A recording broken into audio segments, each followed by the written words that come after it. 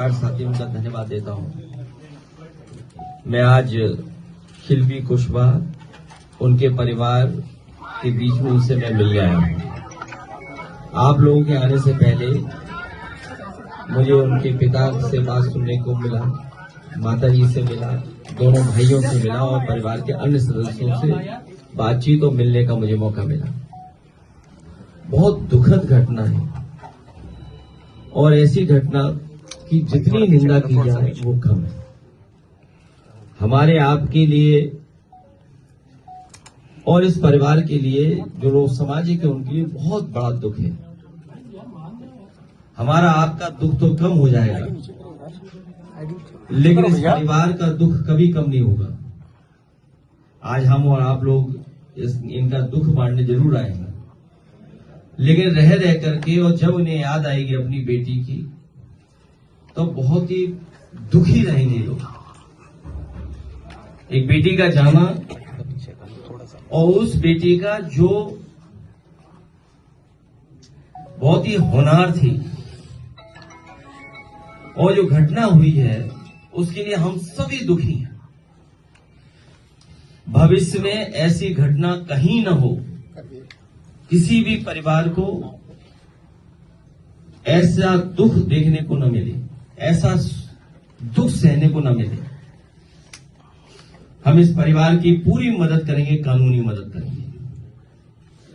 आज हमारा डेलीगेशन और हमारे जो पार्टी के साथी हैं, हम लोगों ने सबने मिलकर के इस परिवार की 5 लाख रुपए से मदद की।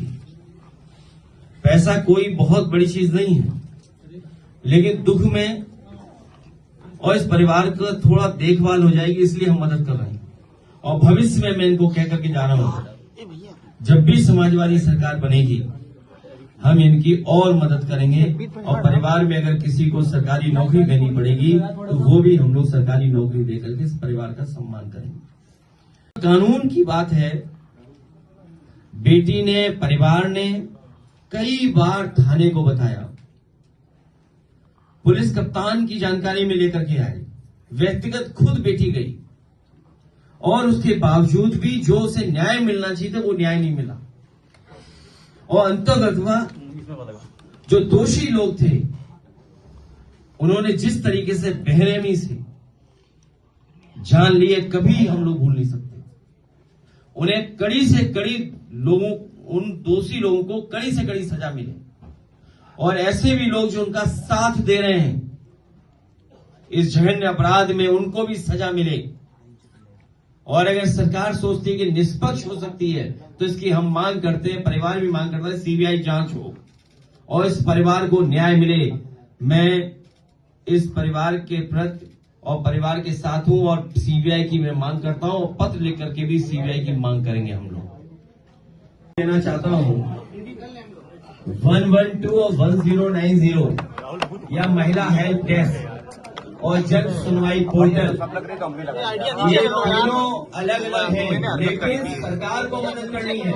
अगर संतुष्ट बेटी ने बताया तो उसकी हत्या कैसे हो गई, इसका मतलब जिन्होंने कहा कि बेटी संतुष्ट थी उसके खिलाफ कार्रवाई करनी चाहिए और अधिकारियों को टर्मिनेट करना चाहिए, उन्हें अपनी नौकरी से बर्खास्त कर देना चाहिए, उन अधिकारियों को टर्मिनेट कर देना चाहिए जिन्होंने ये कहा कि बेटी संतुष्ट है और उसके बाद फिर भी बेटी की जान चली गई।